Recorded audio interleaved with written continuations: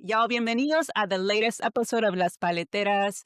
We call these episodes Paleteras con Chile because we do them remote and not in studio. They're a little more intimate, but now we also get an opportunity to talk to amazing folks that can't come into our studio. And today's one of those days because we have Prisca Dorcas Mojica Rodriguez. I said it right, todo, ¿no? Sí, sí. On Las Paleteras. Thank you so much for joining us. Thank you for having me. I've been binging your episodes lately, so I'm like ready to go. I love to hear that. And you definitely have to get into studio one of these days. Like, let us know when you're coming in LA, porque la Uh, verdad, it's una fiesta. You're gonna have so much fun if you come into the studio, as you could probably sense from what you've watched. I love it. Yeah, I'm down. Awesome. Pues, I mean, we've been in connection for some time now, and I think it's really cool to get to now connect on this podcast in this latest iteration of our lives, no?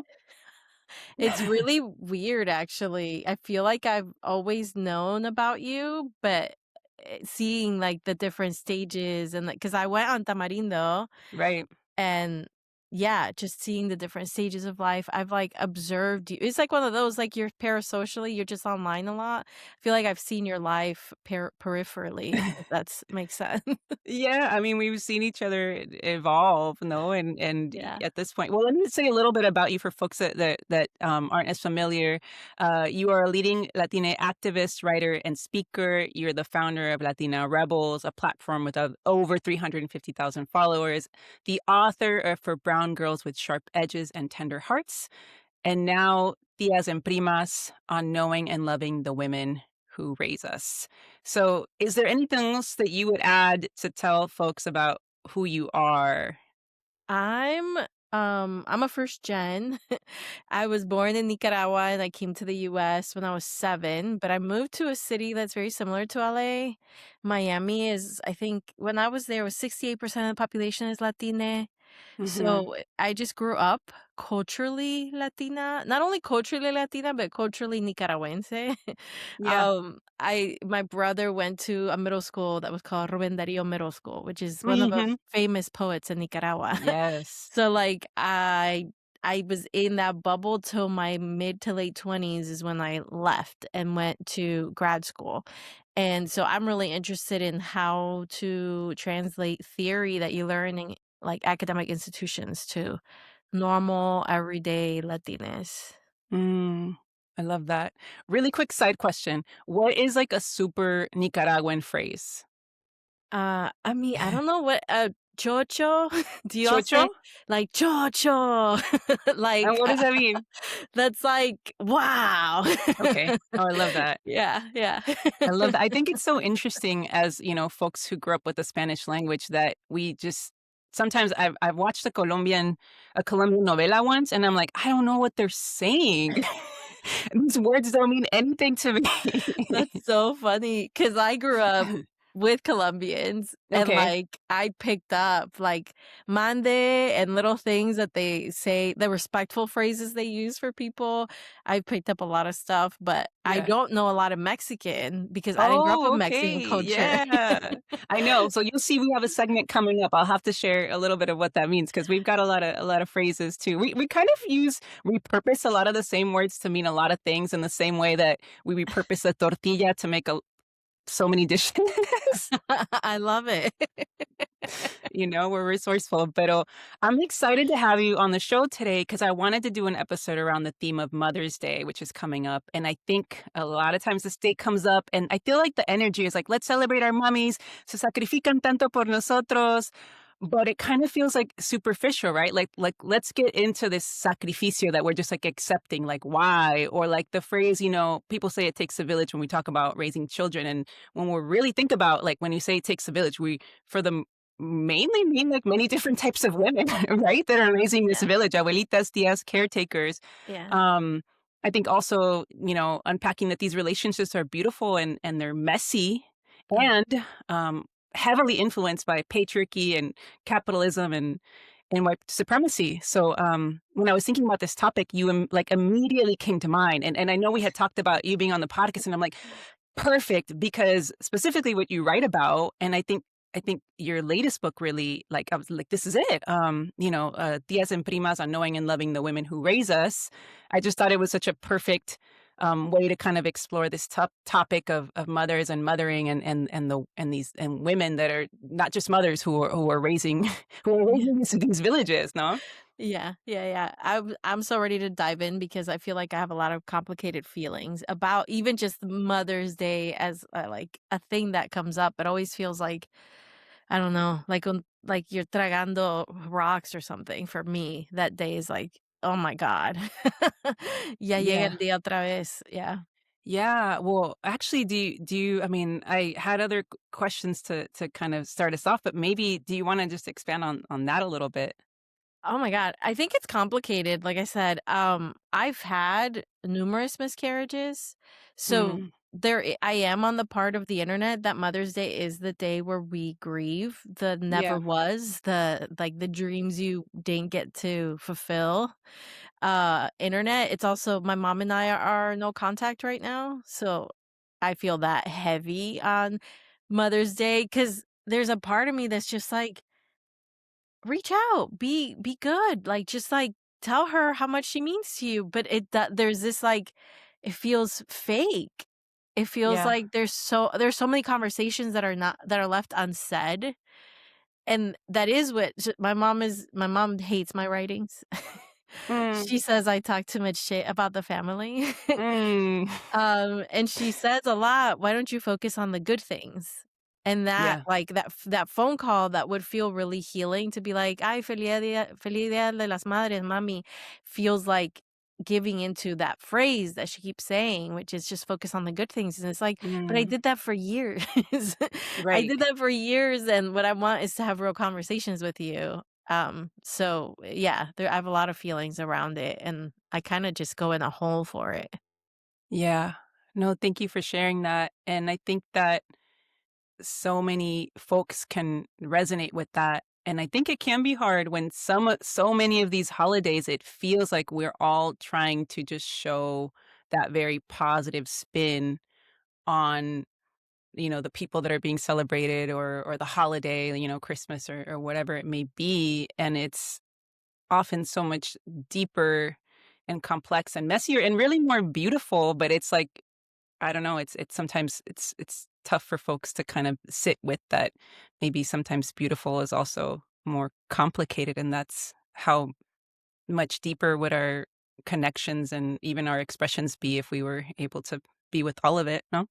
Yeah, and what do we lose when we don't wanna look at all the messiness? I think for me, I think about what do I gain, and I think I gain a relationship with my mom that I've never had, and Yeah. that would be cool. Yeah. Yeah. Yeah.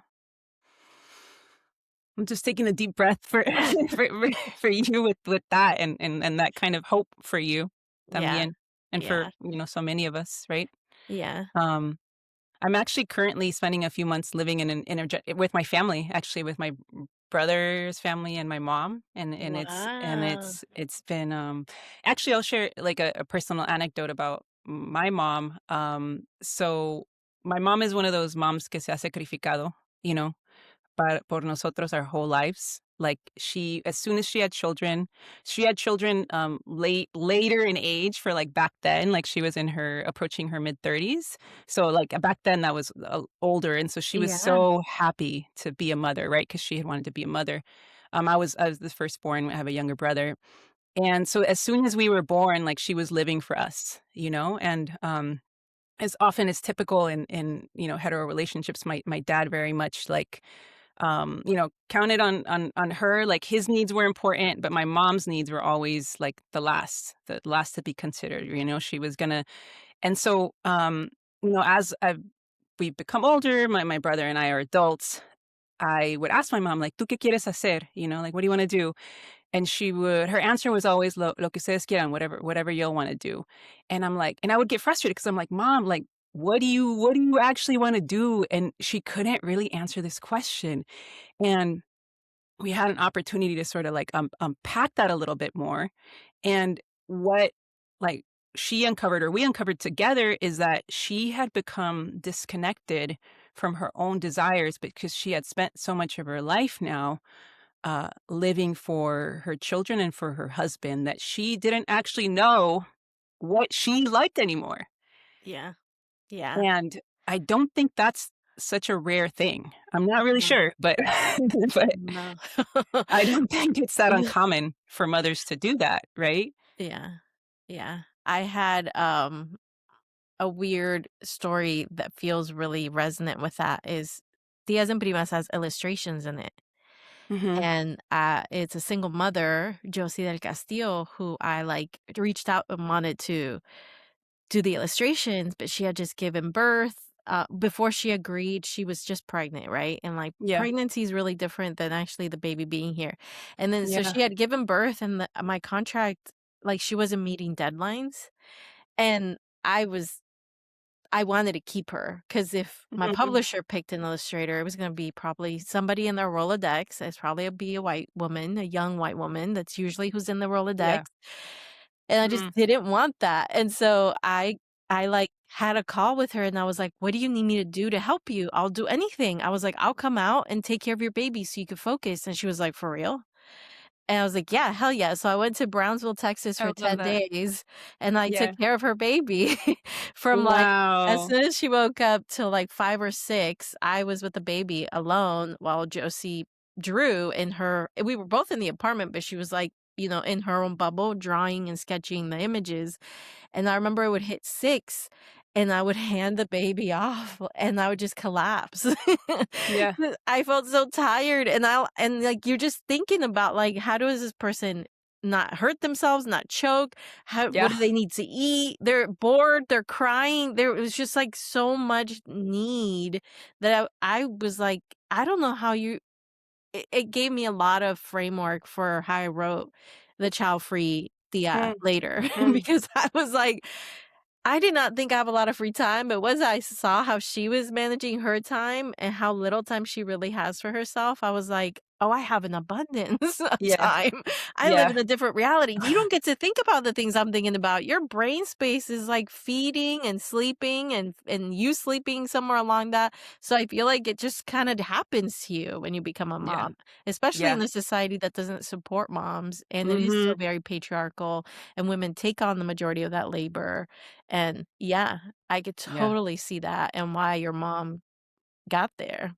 Yeah, we had to have a conversation, my mom and I, where I told her, she realized that, and I told her, "Mommy, you have to put it's time for you to put your well-being first. Like, you fully raise your children, because she still helps with my nieces. So I'm like, "Mommy, like, this is the time. Si no es ahorita, ¿cuándo va a ser? Like, you need to put your well-being first."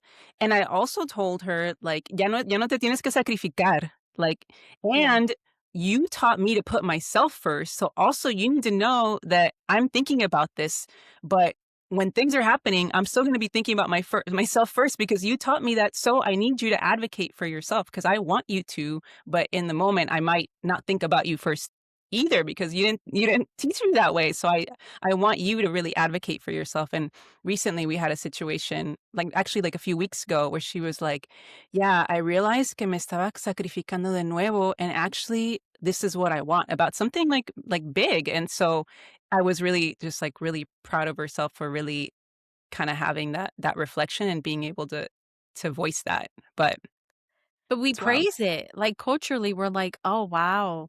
Like, the woman who gave it all, like the Yeah. giving tree, you know? Yeah. Like, Yeah. those are great stories, like, but I think a lot about my grandma who died really young and, like, because Right. she didn't have, like, space for herself, but Yeah. everybody talks about her today like she's, like, a saint, and we were so lucky she was here with us. It was like, "No, but, like, you contributed to, her dying so young." Yeah. Yeah, she was the matriarch in your Yeah, book, right? Yeah. yeah, She was, like, 55, right? Or something yeah, like that? yeah, And yeah, but I was like, "She sounds superhuman," but no, she wasn't superhuman. Like, yeah, yeah, yeah, and but um everybody's like, "Great." Very few people are telling that mom to chill. right. Everyone's, like, "Oh, it's Mother's Day, what are you cooking for us today too?" Yeah. Or, "No, today we'll make you Today, the breakfast." one day we'll Only make you yeah, right. breakfast. Right, Um right. Yeah, but I really enjoyed reading this book because I think, you know, you in the book you identify different archetypes of women, and it's the first time I had seen so many different archetypes in one book like this, and that so many of us can connect with, especially as Latina people. And it was fun to recognize them. Like I had a fun time reading it, but I think I really also appreciated that, you know, like you said, you give them humanity. And even in these archetypes, like you're also saying, like, we are not just this. You're not just, there's so much more than the santas and the putas, and how limitless we are, and how constrained we are by these archetypes that define us, no?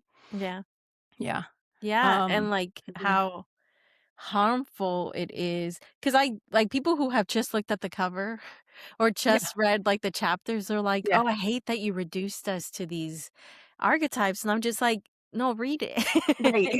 Like, Exactly. I'm pushing against that. I'm trying to Right. have a conversation bigger than Right. that, but alright. Yeah, I mean, read the book, y'all. Don't just read the it's Yeah, like Instagram people, social media folks. But, yeah, but I also have to say I really connected it with it specifically where I am in life as someone that's, you know, now an elder millennial, and coming to terms with like, "Oh, shit, you really just keep getting older." Like, this just keeps going. yeah, Um, so it kind of felt like Vaporub to me in a way, because I did have to kind of think about myself and how I've been these different archetypes, you know, as I've grown older. So like some of the ones that, you know, identified with, like I've been the prima perfecta. Um, yeah. and I've had to talk to cousins as an adult about certain things related to kind of how they perceive me and my impact on them that I had no fucking idea about. But I was, I was the prima perfecta, and then the tia queer, and then the childless tia. You know, I went from being the perfect Mexican daughter performing a bunch of shit to more of a black sheep. And you know, I was sharing with you when we had a chance to talk before this interview that in recent years, even though I felt like I very deliberately was building a life that felt aligned with my values, all of a sudden, as I got older, out of nowhere, I felt all this shame and pressure, like, oh shit, like, oh, I'm an age that's not desirable anymore. Oh, I don't have children. Oh, what's my value if I don't have children? Oh, and then like staying in a relationship where that I clearly knew wasn't for me, because I'm like, oh, I shouldn't be single again at this age because that's weird. And it's just strange to me because as a queer person, I had to do so much work to liberate myself from all these like oppressive systems, and all of a sudden I'm feeling it again. And, you know, I think that these systems, like, they're trying to do everything they can to keep you in line, and especially women, so these things can Yeah, be upheld. And then and you mentioned, you know, we're fighting in the book, we're all fighting, literally trying to fight indoctrination all the time. And yeah. so, you know, I wanted to just share that kind of my experience with it, and before I turn it back to you. And I wanted to learn kind of, you know, what inspired you to write this book. I'm sure it was obviously deeply personal for you, and I know we're a similar age, but what inspired you to write it, and what did you learn through the process that maybe you didn't even expect? I'm sure there's always things that you learn that you couldn't fully anticipate, no? Yeah, I think it was a lot of things that led to Tias and Primas. I've learned to accept that I'm an author, and in that process to listen to how the author in me writes, and a lot of it is um, moments with friends. And so the Mhm. first moment was I had just finished Brown Girl. It had my first book. It Yeah, hadn't come out to print yet. It was the summer right before it. And with a few of my friends, we went to Miami, stayed at the Standard Hotel, which is like pretty fancy hotel. yeah, And we just got high and drank and like relaxed. You know, it was like yeah, COVID's still here, right? But it was like yeah. the first time people were going back out into the world that summer. And hanging out with my friends, really stoned. One of them started describing her mom. And she said, you know, my mom's like really dignified. Like her pride is really important to her. And she holds her purse really high and she looks down at people a lot. And she was just Mm. describing her mom, but I was like, A, that's my mom. And B, how many other like, that one phrase felt like it gave me the chapter that became the dignified tia, but I was like, "How many of those tias and primas exist? How many of those mommies, types of mommies exist?" And so I Yeah. just began getting curious, and so I remember when she said that, I took out my phone app and I was like, notes, and I just wrote, "The dignified tia." Mhm, mhm. And didn't think about it again. I just, like, Yeah, wrote it because I knew I yeah. had to go somewhere because 'cause I'll forget it. Then I had one of my really good friends from childhood come visit me, and she had read Brown Girls, and, we're really close because our dads are really close, Yeah. and they're really close because they're the same person. Okay. But they're, Bolivianos. Mhm. But we went to the same church. She was the only girl I could go to, like, Her sleepovers house, to. yeah. Yeah. Yeah, you Yeah. know Because you that knew the parents. Yeah, yeah, yeah, and our yeah. parents The trust parents those were yeah, parents, yeah. and they only trust them because 'cause they're like Right. them. Yeah. So, she read Brown Girls, and she was like, "Oh my god." She read it as a memoir, and she said, "Oh my god, I can't believe your dad was like that." And I was like, "Wait, you didn't see any of your dad's characteristics?" Because I wrote Brown Girls in I, a lot of Yeah, I, and I wasn't gonna tell people what to do because my thought process was they're gonna make that connection. I have to trust that my reader can make the connection that this is a mirror. yeah. And she didn't make that She didn't connection, and I yeah, was like, what reader did I miss when I didn't say you ever?" yeah. And so that decided the Mhm. tone. I was like, "My next book needs to go to you. It Yeah, needs to be prescriptive, say things like, 'This is what you do in your family. This is what you do within yourself.'" Like, because there's a reader that missed what happened in Brown Girls that I think is gonna catch it better here. And mhm, then I read Women Who Run with Wolves, Clarissa mhm. Pinkola. Is like, if you're a feminist and a Latina, I feel like You you've gotta read been it. Okay. yeah, everybody's recommended that book to you at some Mhm. point. I had had it for a decade and I hadn't read it because it's really academic, and so I Okay. picked it up and I read it finally, and I was like, "Oh, it's archetypes." Yeah. And I was like, "It's so good. Why was it so hard to read? Mm. Why do academics write like this? Like, Yeah. why do the books that matter the most feel like you're drudging through, like, Yeah. awful big words, trying to Yeah. figure out how it makes sense?" I was like, "I Yeah. wanna write a book like this This, that yeah. actually centers our experiences, and it feels really like we don't have to jump through hoops. It's just there. It's for us, and it's clear, and we don't have to decide what happened here." Mhm. So, those were, like, the initial thoughts as I was observing my friends and being like one of my friends was telling me about how she feeds her dog turmeric because it's good for his joints, and I'm like, "Oh my god, you're such a bruja, like, you're so weird and witchy, and you do weird shit, and I love it, but Yeah. you're totally a tia Yeah. that someone's gonna talk about that tia who Yeah. told you to not cut your hair at the salon because you can't leave your hair down in the floor because people can put spells on it, and so she'll be like, "Collect it at the end of your haircut." Like, that tia exists. Yeah. So, I just started watching my friends and being like, "Oh, this is so clear. This is Mhm. who you are." Yeah. So, yeah, it was moments, a lot of moments. Yeah. Um, yeah, and what did you well, I'm curious, like, what would you say you want readers I mean, we kind of touched on it a little bit, but what would you say you want readers to take from this book? Whatever. Yeah, I'm right, because really everyone has their own yeah, yeah. I'm really big on I read a lot of books that I yeah, love, and it's you don't read the same thing the second time you read it or the third yeah, time you read it, and so I'm just like, people are ready for what they're ready for, yeah, and if the first time you get pissed because 'cause you're like, "How dare Prisca talk about me like this?" yeah, That's cool, read it in 2 years. yeah, yeah, It might feel different, read it in 10. yeah, I think it's just the kind of book that you just need to revisit, and whatever you're ready to hear, you will hear. yeah. For me, one of the things I thought about, and I said kind of what my a little bit of my experience reading it, but I think that one of the things I thought about is like this one phrase that a lot of folks use in archetype is las tías criticonas, right? Um, and for me, I'm like, yeah, we talk about las tías criticonas, but you're never like unpacking why these tías are criticonas, which has to do Yeah, with all these systems that we're talking about that don't allow them to exist in their full expression. And yeah, that's to me like part of what your book is doing.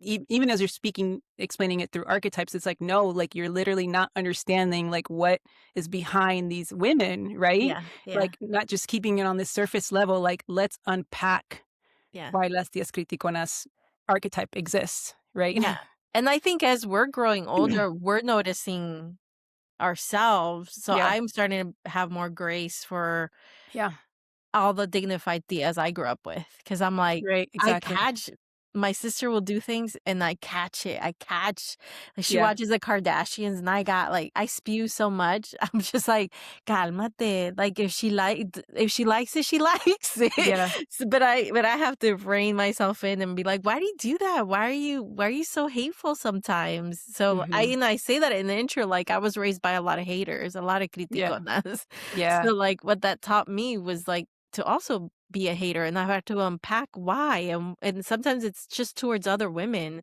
and it mhm, sucks. So, yeah, I think the older we get and the more therapy we're in, we start to see, "Oh, this is why that happens." yeah, Yeah. definitely. Yeah. Um, was there anything that, like can you share a little bit about kinda what you learned through the process that maybe you didn't expect, or just that you learned through the process, maybe even about yourself? Um, I learned that I can write more than 1 book. Which was very scary. The first book deal sort of landed on my lap, and I wasn't expecting to be in the situation where somebody would be like, "Write a book." Yeah, So I did it, and then I thought I was done, and then Tias and Primas came to me, and yeah, then I was like, "Oh, I think this is what I do now." yeah, you're like, "I'm an author." Yeah, What? I think I got more ideas. And learning to listen to myself a lot, Yeah, I yeah, learned, I learned that I really, really love the women in my life because mhm, I have a lot of boundaries in my family.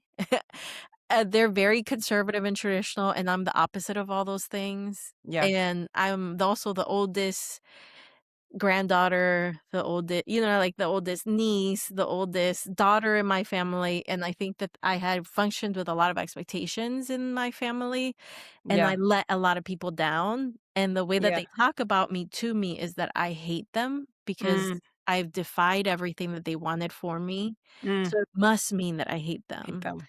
And even though if I knew better, Yeah, it gets in your mind and you're like, "Do I hate them?" And writing it was like, "No, I love them so much, mm, they just never let me talk and tell them what I really think because they're mhm, already defensive and they're already yeah, ready to fight with me, and why would you say it like that? And why would you even call me dignified? And why would you like, it's just always I come from women who were so defensive that explains why I'm defensive. So that, like, it just, like, I know I love them, and I know that I have a lot of stuff that they just gave me because of the way that they protect their dignity and their self-respect, and I also learned that I still have some stuff to work through. When I wrote the Pretty Prima, I was really angry at her. mm, And I couldn't find the soft advice at the mm, end. I couldn't find it in me because I was never her, because mm, I look indigenous, like, quote unquote, right? Like how we expect indigeneity to yeah, look like. I do look it in being Latina. That's not praised ever. It was a subject to be mocked most of my life, and so I saw the pretty prima as an outsider, and yeah, I didn't realize how much I had resented her and not the system that had created the categories we had been placed in. And yeah, I knew that, I didn't yeah, know my heart. Like, sometimes yeah, intellectually we know a thing, but our heart and our feelings are still somewhere else. So I yeah, had to catch my feelings up to the information, like, like, reteach my brain, like, this yeah. isn't her, this was just a little girl who should not have been treated like an object to be admired. Like, no, but that I was interesting to discover because I didn't think I had that for her. Yeah. Wow, those are such powerful reflections. It was an intense book. Yeah. Yeah. Yeah, I mean, yeah, so grateful for your for your process and what you created. It really kinda came at, like, a really meaningful time for me too. So, I love it. um, thinking I wanna ask you to complete a sentence actually. Okay. So thinking about your work and I think and your impact, um How would you answer this question? Or complete the sentence rather. I imagine a world where dot, dot, dot. Personally, I imagine a world where my mom and I are not in competition for who's most right, Mm. because that feels like where we're stuck right now. And what do you hope for? Peace, softness for her and for Yeah, me, and yeah, we're the meanest to each other. yeah, I think mine is a reaction to her, yeah. but we're just she's so hard on me. She was so hard on me because she's so hard on herself. Yourself. Yeah, And so I want to be soft for her, soft to her, yeah, but that means that I then get hit with all her critiques and her harshness. So I've yeah, built a shell and I would yeah, like to not have that shell, but it takes her also letting go of her shell. yeah. So yeah, I want us to be at a place at some point where we're soft with each other and that doesn't feel scary or dangerous. What do you think hold on, and we can take this out, this question, but I'm just gonna ask you, but Yeah. so what do you think it would take to kinda create the space for that between you? I think there's a world where my dad dies first, Wow. and she's never had to have a job, so she will have to move in with one of us kids, Yeah, and I would hope it would be with me. yeah, And then I can create a safe space for her yeah, that will ultimately lead to that place. But I yeah. think it's reliant on her feeling like she has some sort of freedom Mm, to be herself. Her mhm. feeling like she has her own money, her own space, her she gets to make all the calls in her life. She doesn't get to do that. My Yeah, dad making all the money, that's kind of what you lose when you give somebody financial command of your life. Um, so yeah, I think it would mean there's this scenario that I dream about where she lives with me, yeah, older, and yeah, she feels safe finally, and we can go there. yeah. I appreciate you sharing that so vulnerably, um, I think and about it a and and lot. and openly. And, Yeah.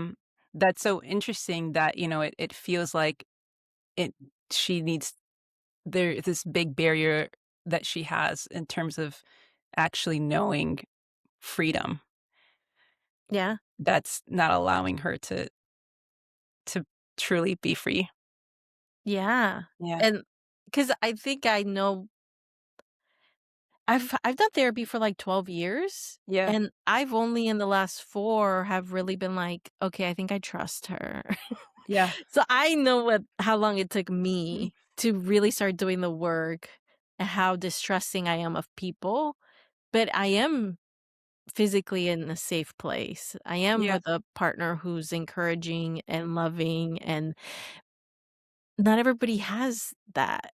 And realizing that has been like, yeah, I can't demand people to be healed when they're not in physically safe places to do the healing. So, Yeah. Yeah. Yeah. Just, like, having that grace for, like, even though I want this space for you and it's it feels so important, I also acknowledge that I can't just make it happen if you can't just have it, if that's just not what your situation yeah, gives you the ability to do, and that's so real, right? And I think that just recognizing that also allows us, like you said, to have that grace and that compassion yeah, for, like, what is the extent of what's actually possible within our relationship in this moment with the hope that things can change, but also, yeah, more grace for what it is. yeah, Um, and that's so real, like what you named because, my father passed away, several years ago, and I think it has, like, did kind of take that, for my mom also to start kind of rediscovering her desires, so I think that's really real, and I think that that probably would resonate with a lot of folks even though it sounds so yeah, someone needs to die. Like that's that I sounds know. like so. Isn't that awful? Because like, I love that guy too. Yeah, no, same. But I love my dad. I love my dad, and it did allow my mom to connect with some things she hadn't connected with. That's Yeah. also true. We both things can be true. Yes. Yeah. Yeah, And exactly. and Yeah. that's the messiness and the complexity of real life, Verdad? Yeah. Yeah, totally. You can leave it in. Okay. Um, so, yeah. Yeah, so you published this in 2024, right? Yeah. Yeah, yeah, yeah. And, I've seen a lot of concerning trends that kind of a return to more conservatism and more emboldened public misogyny in some spaces, like the trad wife became like a thing. So I'm curious, how would you describe like what's happening in this moment? And then is there anything that gives you hope in this moment? I don't know if I'm gonna do it justice, but I will say, for me, the conservative stuff that feels like it's on the rise right now never left. Because Yeah. I was raised in that. My mom Yeah. was a stay-at-home wife. I was Yeah. taught that that was what I was supposed to do. Mm, My sister just had a baby and quit her career to take care of the baby, like, because that's what you're supposed to do, and yeah. so to me, it doesn't feel like it's a new thing at all. I'm just like, yeah, it's always been around, and it's always, been, like, favored, because like, working Mhm. moms, like, that we do shame moms for working still. We don't Yeah. give them enough leave. We don't, Yeah. like, maternity leave is it's shit, and, like, the treatment of women has been trash. I think what maybe it felt like we were more conversational about stuff, but that was still pretty new. It felt Mhm. like it Yeah. was almost like 2020 people started becoming, because I've been pretty progressive politics, and I've been, like, the minority Yeah. online. Like, you just gotta go through Yeah. Latina Rebels comments to Yeah. know. Yeah. I've had to get a PO box for my own safety. Like, I Yeah. work through VPNs, so, like, to me, it felt like in 2020, people suddenly started performing like they knew better. Yeah. But I don't feel like the it didn't change anything, and so, like, if anything, um, because people started saying stuff, there was um, this pendulum of, like, "Ew, we don't like that." Yeah. But, it's always been, "Ew, we don't like that." Yeah. It just became, like, more socially acceptable for maybe a few years to Yeah. speak up. Yeah. But Yeah. as I feel somebody that. who lost access to my nieces because I'm considered too feminist, it Mm. doesn't feel new, and Yeah. Trump didn't bring that. Yeah. Yeah. Like, this is how, the culture and community that I grew up with, this is what they like, and this is what they've wanted, and this is what has been praised in my experience, Yeah. socially. So, if anything, what feels for me, um, in this period daunting is that my place in the movement is education. Like, I just want Mhm. people to know stuff. Yeah. Yeah. Um, but, fundamentally, my mom's my intended audience. She doesn't know it, but she is. Mm. I Mhm. think about her when I'm writing my stuff and how she's gonna read it. Yeah. Um, my book came out in Spanish in 2022, and she didn't read it. And Yeah. so that, with Trump being in office and the spike in deportations, like, I think that that's been doing stuff to me, because I'm in this place personally where I'm like, "Well, what's the point Mhm. of what I've been doing?" Yeah. But that's, I think, my own internal shame and blame that I play with as the perfect prima in Yeah. recovery. Yeah. Yeah. So I do try to give myself grace, or I try to at least be aware of what's happening, but I don't even know what the question is anymore. La Well, you know perdí. what? Here's the question. What gives you hope in this moment? I'll add that. If, if Um, anything. it's a lot of things. It's the Yeah. same things that have always kept me going, which is, like, the young Latina who's 17 who found my book and will come up to me and say, like, Yeah. "I identified with everything you wrote." That Yeah. stuff makes me feel like, "Okay, and you have time, you have more time than I do." Yeah. Yeah. So, that makes me excited, Yeah. or even I was just invited you've read my stuff, like, I'm not writing, like, super cutesy, tied in a bow, and everything's polite Yeah. and nice. It's, like, pretty hard-hitting.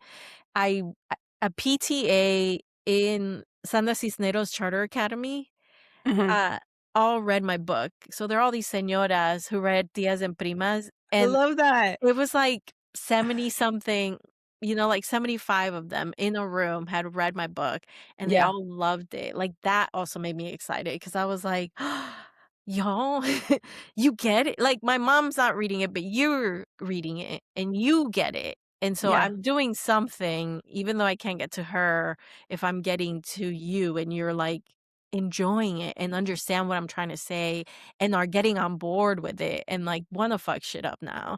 Yeah. That's been very exciting and very Yeah. cool to see. Yeah. I love that. You're inspiring me to share the Spanish version with my mom because I feel like she could read it. She could read Yeah, it, and yeah. I would like her to read more. Um, well, I mean, the book, I mean, and I think there's probably, many women like me as well, so, you really inspired me to my devotion to living limitlessly and fighting against this Yeah. indoctrination that causes just suffering, really. Yeah, really. Yeah, I'm really grateful for your work, for sure. Yeah, thank you. Thank you so much. So I wanna go on to our these, fun, like, segments that we're introducing into Las Paleteras. Um, so one is called, it's called La Mamada o Mamalón de la Semana. So for folks that are not familiar with, these are Mexican terms. Again, you see we use mama. Actually, we use mama so much. Yeah. You know? I didn't even realize that before I shared this. Oh, yeah. But When you first said it, I thought you meant mamá de la semana, like, no, not mamada. mamada. La Yeah. mamá, which is so funny that mamá is literally at the beginning of these terms, but, it's a term that means, like, something kinda, like, stupid or absurd or, like, silly or, that's what mamada means, and mamalón is something that's, like, really cool, like, "Oh, that's so mamalón." So, like, just something you wanna share that it could be something from current events or from your personal life, so you could go either one, either la mamada, which is something like, "I can't believe, like, I'm so pissed off at that this is happening," or it could be something that's, like, you're really enjoying. The mamada de la semana, it might not be, current anymore soon, but the assassination at the correspondence dinner, the assassination attempt at the correspondence dinner is so funny to me. I've been on line about it and just, like, everybody being like, "Alright, Jan, sure, Jan."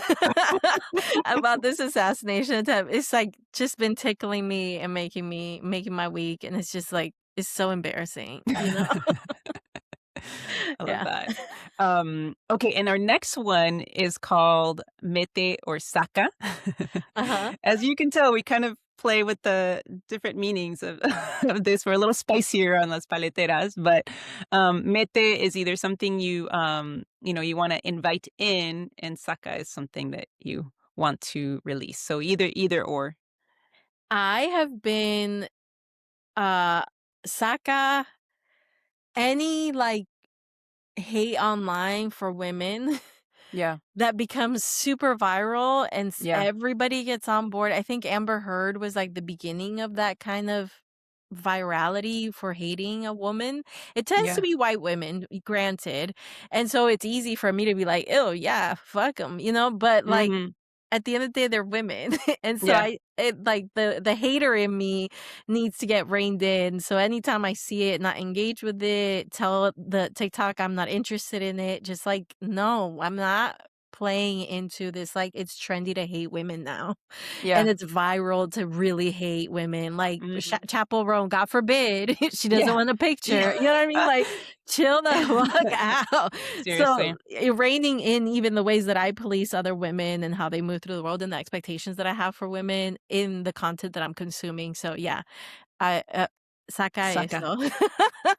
And, probably mete I think I'm gonna get back to getting acrylic nails. As I'm seeing the white rich girls Oy. divest and be like, Yeah. "Oh, my pure white nails, they're bare nails." I'm like, is it time that they're chuggy? Like, the long nails are gross now? It's time to get them again, I so love it. I could never. I could never. I mean, But, like, yeah. it makes sense. Yeah. But but I think they look amazing, and I love my friends that rock them. I think they're incredible. So I'm so I ready. think I support it. I support it. It got too trendy and too, like, too many rich girls were wearing it. I got really Yeah. mad, so they're, like, gross now. So, I'm ready to go back. Bring it back and please post it. Will do, will do. Um, okay, the last question I have for you, just in honor of Mother's Day, if you were to give mothers and folks that are in that role, a message, what would you like to share with them? Um, I think our generation of mothers is mothering different. We're seeing that they're mothering a little different. They're trying to, like, correct a lot of the mistakes of our parents and Mhm. grandparents. That I think it can get really stressful. So I probably would say embrace being a bad mom because Mm. you're never gonna be good enough. Yeah. Yeah. So just Mm. just get mad at people and just like Yeah. be like, yeah, yeah, I am a bad mom, I'm a whatever. bad mom. Yeah. Yeah. I love that message. So y'all heard it. Embrace being a bad mom, which is still better than most anyways, what's up? Right. Most dads. Exactly. Exactly. Well, this has been such a pleasure, Prisca. I've had so much fun. I'm so grateful that we had an opportunity to have this conversation. Yes, thank you for bringing me. I'm so excited that we got to I mean, like, I met you when Brown Girls came out, for the Yeah. first time in person, Yeah. and then, like, life happens, so I'm Yeah. glad we got to reconnect, so this is Yeah. great. Yeah, and so lastly, can you tell folks, if you have anything coming up, where folks can find you? Any last messages? Yeah, my publisher's publishing a paperback of Tias and Primas, so Tias and Primas currently brand new hardcover is $30, which is really expensive. So, the paperback's gonna be 17.99, which is great, A so that comes yes. out in September, and so if you haven't bought it because the price feels ridiculous and you don't wanna buy it for $10 because Amazon's selling it for 10, because then you're supporting Amazon, then, it'll come out cheaper soon, so go support your local bookstores. Yes, amazing. Well, thank you so much, and I hope you have a beautiful rest of your day, Prisca. Thank Appreciate you, you. you too.